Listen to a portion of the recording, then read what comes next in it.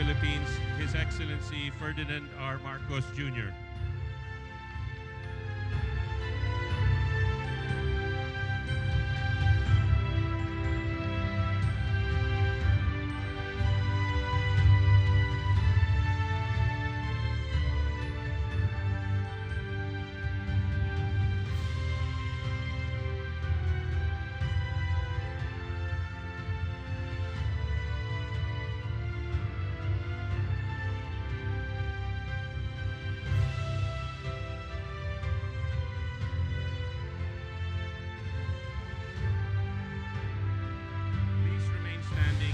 Singing of the Philippine National Anthem, and which shall be followed by an invocation.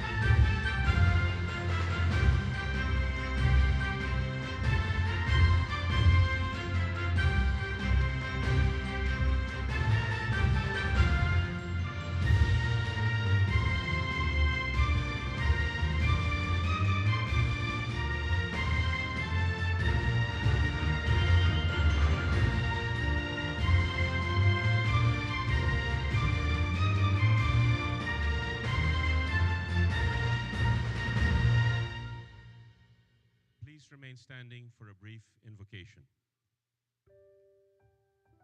Dear God of the universe, we thank you for gathering us together this morning.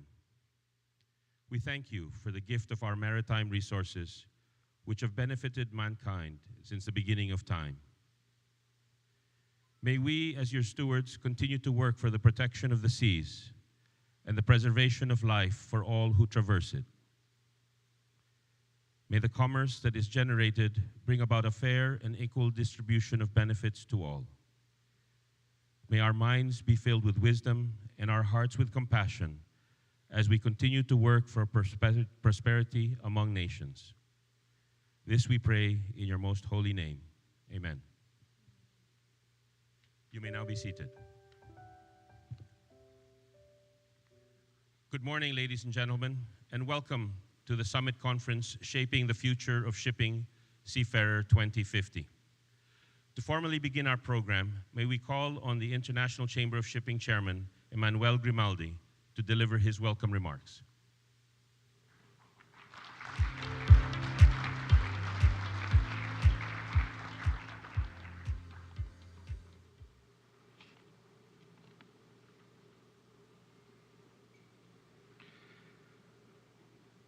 Mr. President, we are honored to have you with us. Good morning, Your Excellencies, ladies and gentlemen. Welcome to the Shaping of the Future Shipping Seafarer Summit. The first summit of its kind dedicated to the future of our workforce. It struck me recently that shipping seafarers are our most important asset, yet at many conferences and panels focused on seafarer, often they take place last. As our most important assets, we should put them first on the agenda. This is the beauty of our summit today.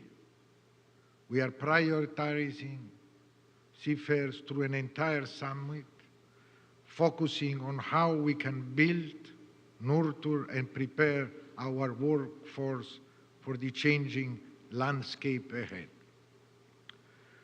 We need to transform seafarer roles to make sure that they can meet the needs of shipping in the future throughout education and training, recruitment and retention, and ensuring that our people are kept at the heart of our decision-making. We need to redefine the social contract of our seafarers and build a career offering and delivering opportunities for growth, and that does not view seafarer as a commodity. Seafarers have so much value beyond what they contribute to the shipping industry, and we have a responsibility to make sure that government recognizes this in the employment strategies. Today is a significant day, one that builds on the strong relationship developed between shipowners, maritime employers, and unions during the pandemic. We are working together to create a better future for our workforce. In collaboration, we coordinated this summit around the Day of Seafarers so the industry could come together to celebrate seafarers around the world, whilst also laying our vision for the future of our workforce and working together as one. In many ways, our work is already underway. We have the Maritime Just Transition Task Force working to shine a light on the roles of seafarers and are going to play in the green energy transition. Crucially, the task force also looks at the steps we need to take to make sure the transition is just and equitable for all seafarers. My predecessor, as chair of the International Chamber of Shipping, Esben Paulson, spoke here in Manila back in 2019, calling for a review of the STCW. And this significant moment acted as a catalyst, and the IMO is reviewing the STCW as we speak. Revisions were made in 2010 in the form of the Manila Amendments, but a full-scale review has not yet been carried out over 25 years. And the shipping industry looks much different now compared to the 1990s. We hope for the IMO to complete this review by 2026 and urge them to keep working towards this, because it's important for safety of seafarers, but also to make sure global trades continue moving. I'm delighted that later on today, everyone in attendance will have the opportunity to watch an adventure spirit, a recruitment video created by the International Chamber of Shipping in collaboration with the wider industry to showcase what a career in seafaring entails. Great care has been taken to make sure this video shows the wonderful opportunities that a career in seafaring presents.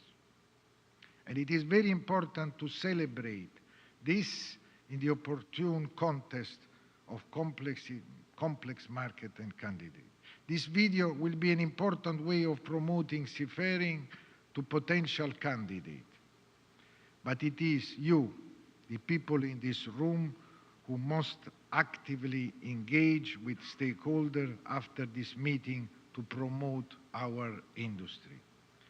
I am grateful for the leadership of the Philippines in helping to coordinate this event, and grateful to the President of the Philippines for your dedication to safeguard our seafarers. As an important employee of approximately 12,000 seafarers myself, including Filipino seafarers, I am very appreciative of your leadership and support for developing this shipping industry. This summit really is the vision of our Secretary General, Guy Platten. Not long ago in Sharm, Guy, Stephen, Cotton, and I have been discussing about this important event. Unfortunately, Guy is unable to be with us today, but our thoughts are with him and his family during this very difficult time. I know that Guy wants us to carry on working together to tackle this most pressing issue of our industry, so let us make this a great success. I wish all a productive day. Thank you very much. Thank you very much, Mr. Grimaldi. May we invite everyone now to direct your attention to the screens for a short video presentation on the Seafarer 2050.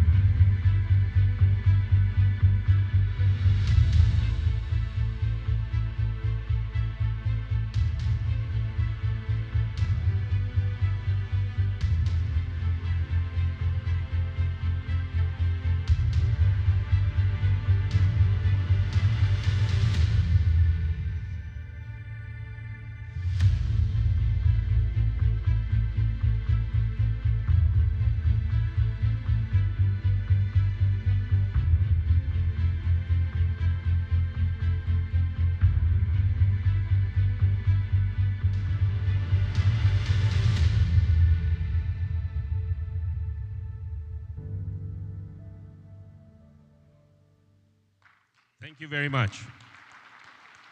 May we call on Transportation Secretary Jaime Bautista to introduce our guest of honor.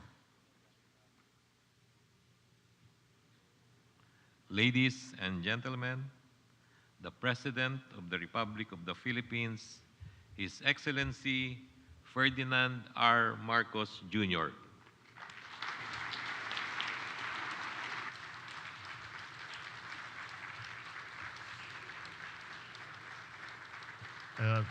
Thank you very much, Transportation Secretary, Secretary Jimmy Bautista, the Excellencies of the Diplomatic Corps who have joined us here this morning, Migrant Workers Secretary Susan V. Ople, the Labor and Employment Secretary Benny Laguesma, other members of the Cabinet, foreign ministers and policymakers who are with us today, the officers and members of the International Chamber of Shipping led by Chairman Emmanuel Grimaldi, heads of civil societies and international organizations, officers and members of the Filipino Ship Owners Association, and to all seafarers across the globe, my fellow workers in government, partners from the private sector, other distinguished guests, ladies and gentlemen, good morning.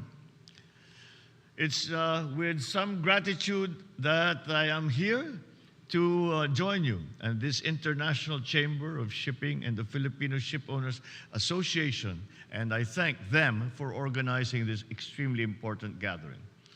I am pleased to join you all today to discuss the many ways that we will shape the future of our shipping and seafaring industries. For over a millennium, shipping and seafaring have aided the way we transport goods, people, and ideas to distant shores.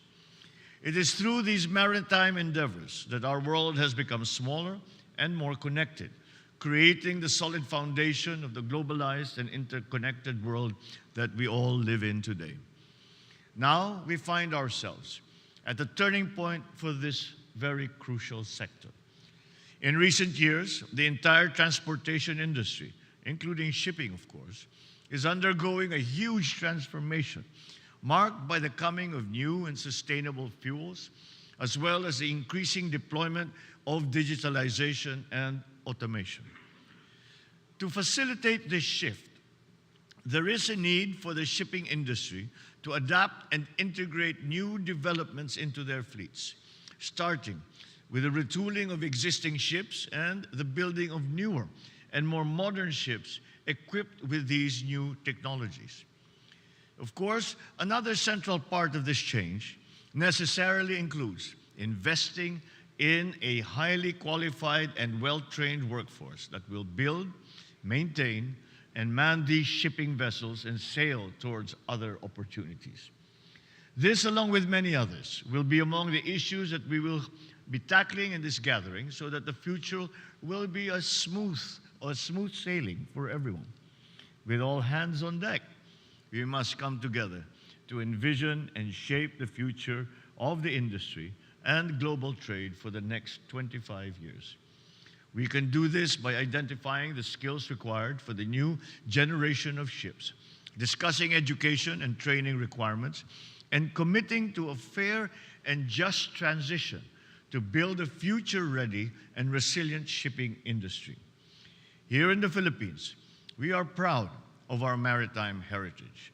We are also proud of the title as the seafaring capital of the world, with more than 500,000 Filipinos braving the vastness of the seas, comprising a quarter of the global maritime workforce.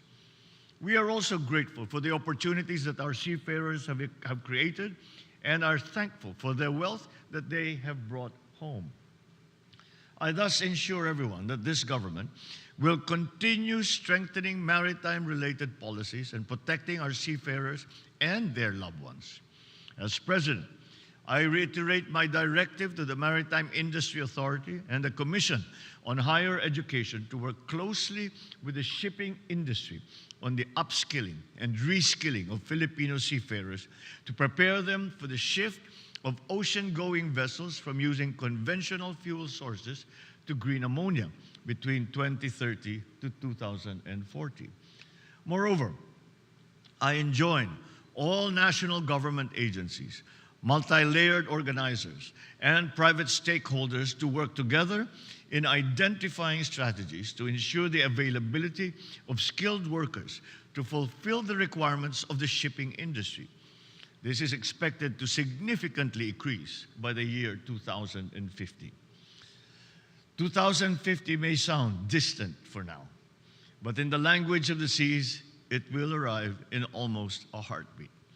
Thus, it is vital that we now embark on a long-term, tangible, and sustainable effort that will address the many demands of the maritime sector in the years to come. I am confident that with all of us working together, we will navigate the turbulent tides ahead and chart a course towards a stronger and sustainable tomorrow for seafarers and the global community. May the winds be fair and the seas be kind to us as we embark on this journey together. Thank you all very much, and good morning. Thank you, Mr. President. At this point, may we request the President to kindly grant us a photo opportunity. First, may we call on stage the members of the Diplomatic Corps. Local and foreign ministers and policymakers will follow. Please stand by.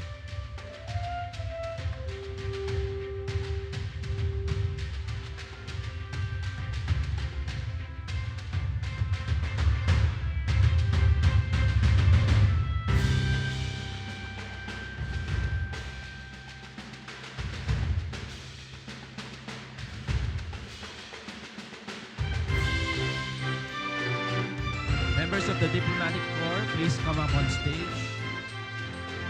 May I request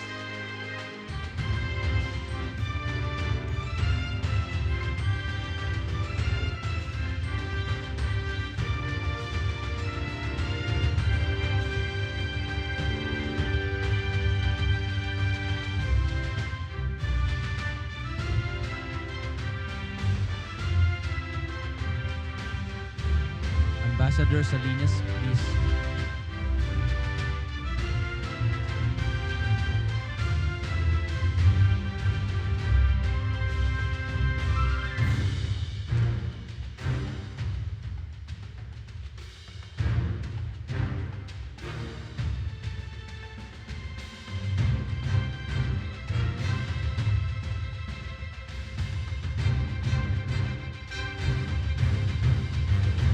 Thank you very much. Your smiles.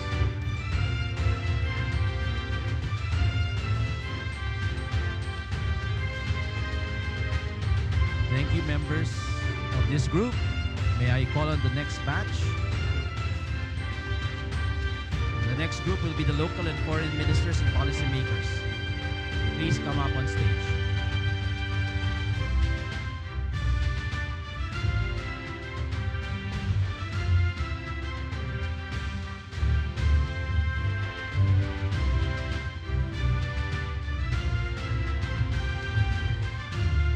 Second group, local and foreign ministers and policymakers.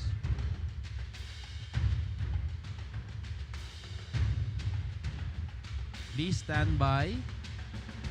The next group will be the ICS members.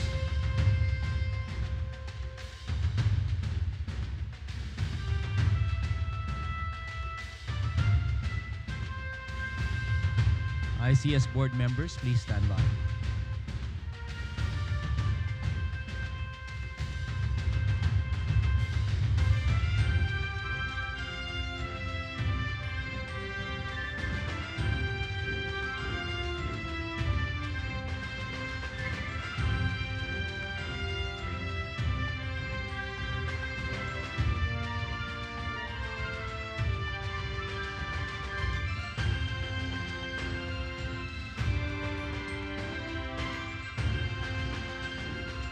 Thank you very much, ladies and gentlemen of this group.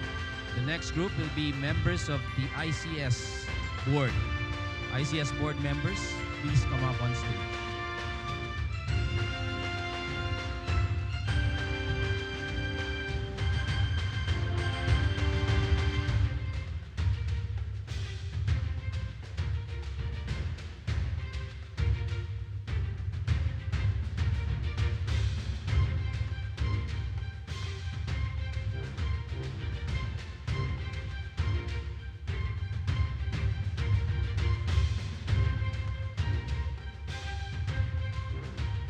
FSA board members,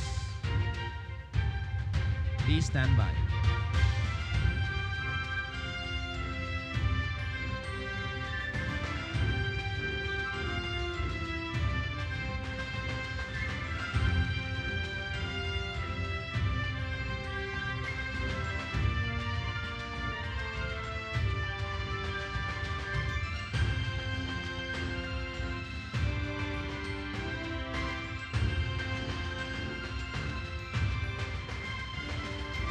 Thank you very much. Please exit to your right. FSA board members, please come up on stage. Kindly watch your steps.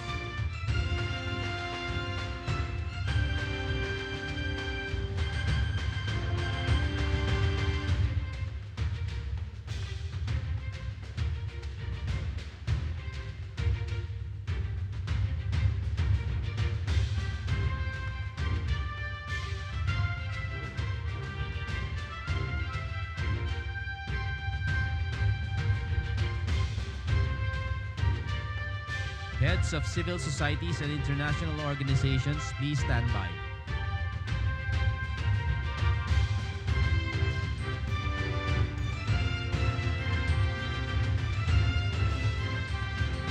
Thank you very much.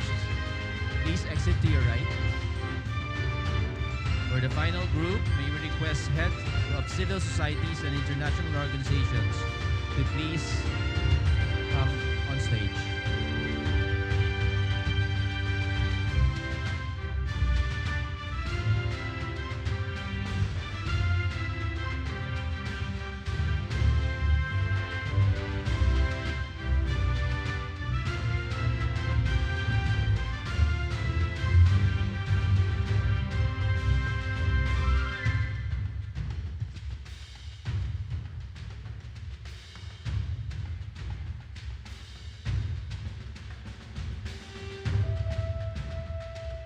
As soon as this group is done, we shall have the group photo for everyone in the hall.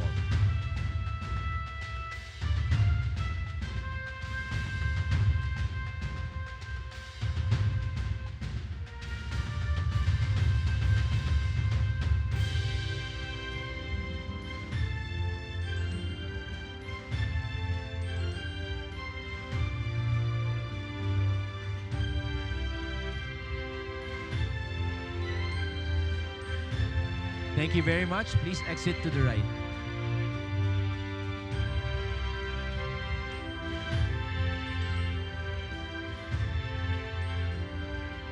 At this point, may we request His Excellency to kindly grant us a photo opportunity for all of the other attendees of the conference.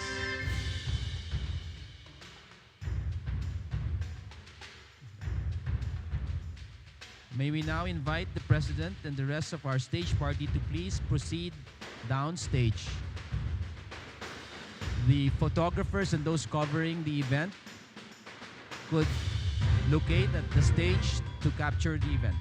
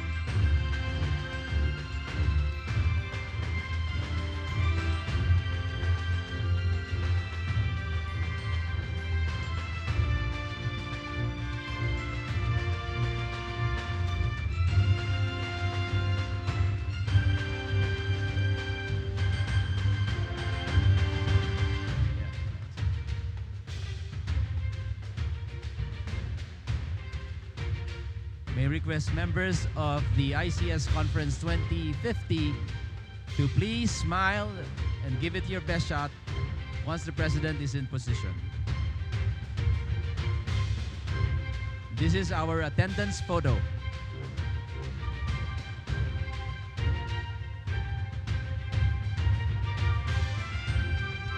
Okay?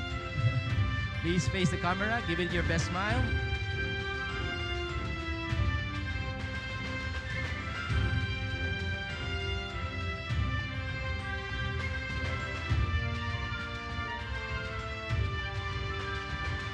Thank you, Your Excellency. Thank you, everyone. Thank you, ladies and gentlemen.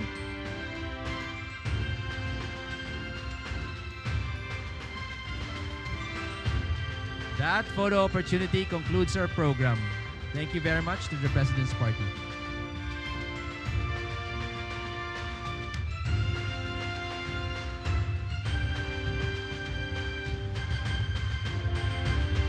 Once again, ladies and gentlemen, His Excellency Ferdinand R. Marcos Jr.